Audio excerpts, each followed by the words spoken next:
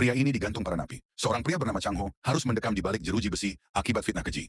Hari-harinya di sel diwarnai perlakuan brutal dan penindasan tanpa henti. Merasa terpuruk dalam keputusasaan, ia lantas merencanakan untuk mengakhiri hidupnya demi menghentikan penderitaannya. Suatu hari Chang Ho membawa jatah makannya dan sengaja menghampiri pria botak, ketua geng penjara yang disegani. Pria itu menatapnya dengan heran, namun tiba-tiba Chang Ho menumpahkan seluruh isi piringnya ke kepala sang ketua geng. Semua orang terperangah. Sang ketua geng memberi isyarat pada anak buahnya agar tak ikut campur, sebab selama ini tak ada yang pernah berani menyinggungnya. Tak berhenti di situ, Chang Ho mengambil tempat makannya dan terus menghantamkannya ke kepala botak itu.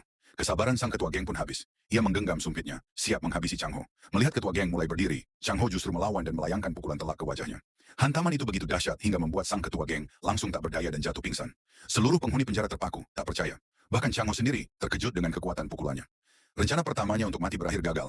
Setelah insiden itu, perhatian Chang Ho kini tertuju pada Nabi, seorang pembunuh gila yang ditakuti dengan tanda merah di seragamnya. Sosok paling bengis ini bahkan membuat para sipir enggan mengusiknya.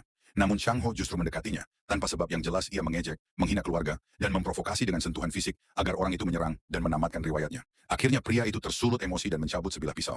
Chang Ho melihat peluang, ia memegang tangan pria itu, menempelkan ujung pisau ke lehernya sambil berkata, "Ayo, cepat habisi aku." Namun reaksi yang terjadi sungguh di luar dugaan. Pria itu justru ketakutan. Ia gemetar melihat kegilaan Chang Ho yang ternyata jauh melampaui dirinya. Niat membunuhnya pun sirna, dan ia menangis seperti anak kecil. Usaha kedua Chang Ho untuk mencari mati kembali kandas. Tindakan nekat Chang Ho dengan cepat tersebar ke seluruh penjara. Ia mulai menjelma menjadi momok yang menakutkan. Semua narapidana akan menyingkir begitu melihatnya. Petugas di ruang makan bahkan tak berani menatap matanya saat menyajikan makanan.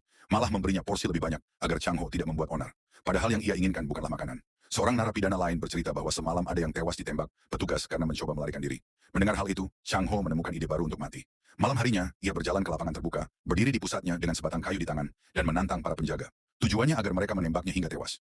Insiden tersebut diawasi oleh kepala sipir melalui monitor pengawas. Tak butuh waktu lama, pasukan penjaga telah mengepung Chang Ho. Tepat ketika mereka akan melepaskan tembakan, kepala sipir melihat wajah Chang Ho di layar dan memerintahkan agar jangan menembak.